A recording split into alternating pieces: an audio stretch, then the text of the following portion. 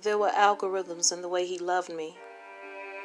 Patterns, history, distance, tension built up behind picture-perfect images, tears swallowed up like poison, corroding internal organs, but healing balm aligned within his palms and comfort in his strong arms. He made mistakes disappear like Houdini.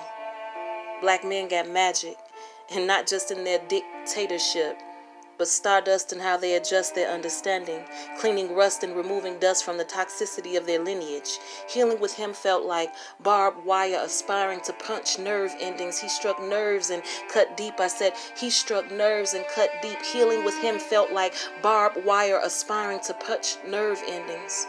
Keeping mental records of failures, equating submission to weakness. Sometimes our love reeked of death, weeks spent not speaking because words seemed to hold nothing left to comprehension but pain. Pain was history.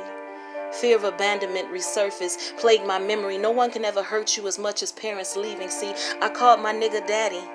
It made him feel authoritative. But the weight he carried came from stories that were buried deeply within my subconscious. He often spent time sparring and boxing with the ghosts of disappointments that didn't even involve him. I was haunted. My temple only had enough room for the idea of bonding.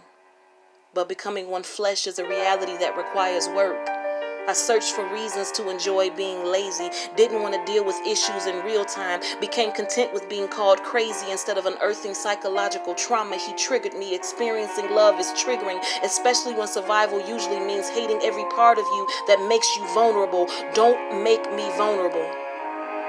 Don't attach your genuine care and concern to create stability in places and spaces that were comfortable with brick walls and closed doors and closed windows and self-preservation. Don't make me desire wholeness in the unknown. Don't teach me security in the areas of risk. Don't kiss away anger and malice and resentment. Let me stay balanced with indifference. Let me heed the warnings of my mother and her mother and their mothers and all of the women that have carried wounds that have bloodied bandages and seeped through into their own children, infecting connections to infinity and beyond. If you take away my fear, then my logic will translate into being unreasonable. I fought him hard. We were war.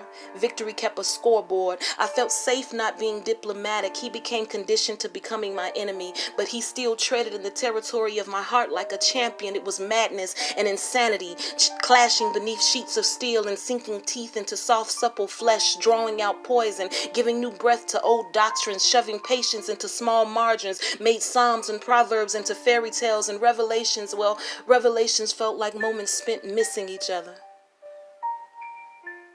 He told me I was abusive. I always thought he was too soft.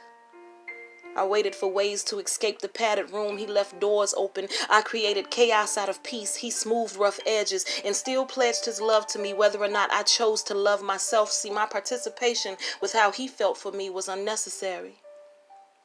This can't be love. Love can't feel like designed to suffocate while oxygen is being supplied. It can't be determined to reveal everything that hides in shadows and seeks revenge. It can't mute the lonely pleads of wanting to be seen clearly. I didn't know that mirror images can be so deceiving. He represented the parts of my soul that required healing, but I am accustomed to suffering, so I suffered his efforts in being nurturing. But he didn't give up. He only tried to prove to me that I am worthy. He was God in flesh, and his grasp felt like Judgment Day. I fell between the porch and the altar.